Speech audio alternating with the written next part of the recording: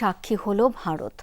242 আরোহী নিয়ে লন্ডনের পথে উড্ডয়নের পরপরই একটি হোস্টেলের উপর বিধ্বস্ত হয়েছে এয়ার ইন্ডিয়ার বিমানটি। এখন পর্যন্ত উদ্ধার করা হয়েছে 30টি মরদেহ। আরোহীদের কেউই বেঁচে নেই বলে জানিয়েছে কর্তৃপক্ষ। উড়োযানটিতে 169 ভারতীয় ছাড়াও ছিল 61 বিদেশি নাগরিক।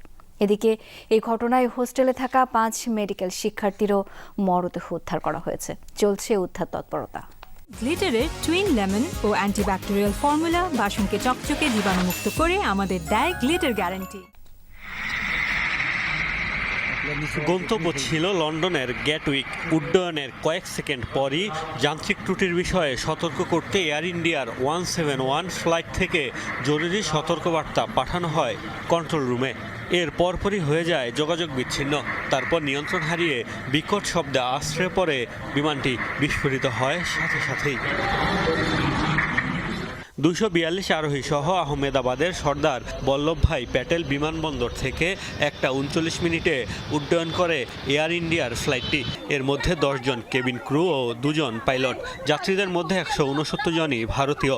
বাকিদের মধ্যে 53 জন ব্রিটেনের, 7 জন পর্তুগালের ও 1 জন কানাডার নাগরিক।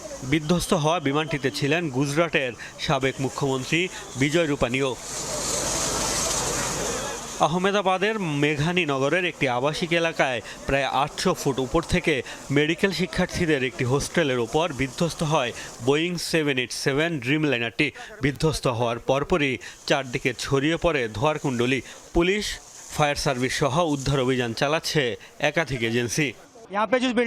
প্রাথমিক তথ্য অনুযায়ী লন্ডনগামী এয়ার ইন্ডিয়ার ফ্লাইট বিধ্বস্ত হয়েছে।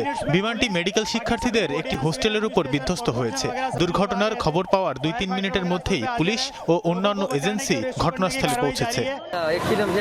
আমি ঘরে ছিলাম, প্রচন্ড জোরে শব্দ শুনতে পাই। পরে বাইরে আসি কি হয়েছে জানার জন্য। আকাশে ধোঁয়া দেখতে পারি। এখানে এসে দেখি ধ্বংসস্তূপ ও মরদেহর চারপাশে ছড়িয়ে ছিটিয়ে আছে। একে একে মরদেহ উদ্ধার করে নেওয়া হচ্ছে হাসপাতালে। প্রিয়জনদের খোঁজে সেখানে ভিড় করছেন বিমানে থাকা যাত্রীদের স্বজনরা। তাদের আর্তচিৎকারে তৈরি হয় হৃদয় বিদারক পরিস্থিতি।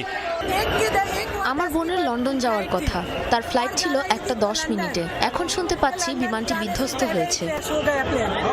এদিকে দুর্ঘটনার কারণ সম্পর্কে এখনো কিছু জানা যায়নি। তবে দেশটির সিভিল এভিয়েশন কর্তৃপক্ষের ধারণা, 2টি ইঞ্জিনেই আঘাত হানে পাখি। এতে নিয়ন্ত্রণ হারায় পাইলট। দুর্ঘটনা তদন্তে ভারতকে সহায়তার কথা জানিয়েছে ব্রিটেন।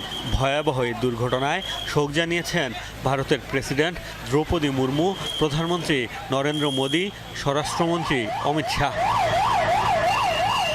মোস্তফা মাহমুদ,